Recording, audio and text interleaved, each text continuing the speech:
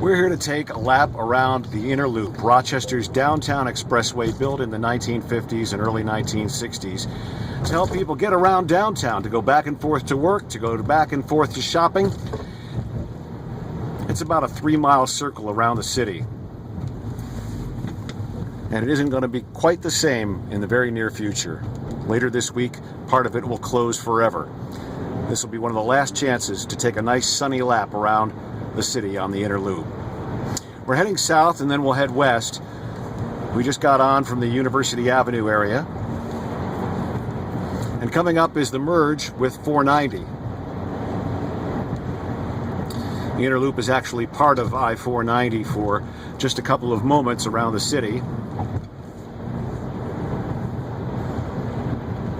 And we'll cross what is known as the Freddie Sue Bridge, named for Frederick Douglass and Susan B. Anthony, who both lived in Rochester for a while. Looking almost due west now as we cross over the Genesee River. Got to make a lane change to pick up the loop again without exiting.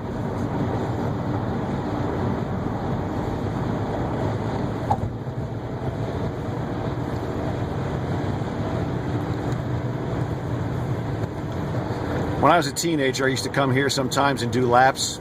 It's about a 3.5-minute circle at about 65 miles an hour. It's a little fun.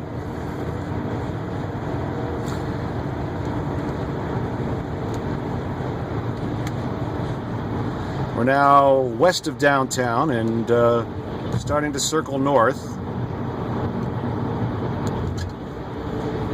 You can see the Kodak Tower in the background on State Street. The loop was built to help commuters get back and forth to the city from the outer suburbs, to move in and out of downtown without a lot of trouble, since, of course, obviously all the main thoroughfares were like spokes on a wheel. If you were going to Kodak or further up to Kodak Park up on Lake Avenue, loop was an easy way to avoid downtown if you were coming from south of the city or east of the city and didn't want to get caught in traffic. We're now on the north side of the loop and again crossing the Genesee and heading east.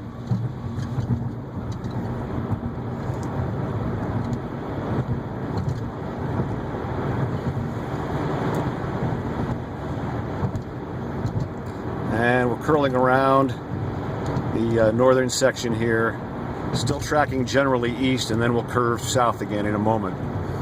The last big intersections that are coming up, University Avenue and East Avenue, that's the area where the loop will be closed. They're going to lift the loop up, literally fill it in up to street grade, turn it into a boulevard with traffic lights, and hope that the downtown area will reconnect with the East End neighborhoods. And the loop, which has been an oval, will become basically a letter C. This is the area now that will be filled in, that we're just about to enter at this point.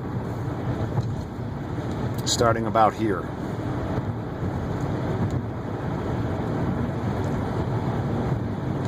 This part of the loop will be disappearing.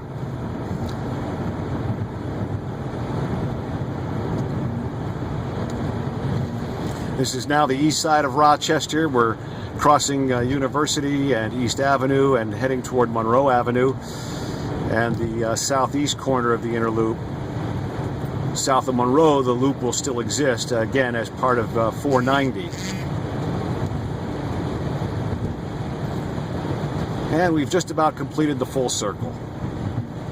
We'll spin around again one more time. I won't spare you that. Just a nostalgia trip for me.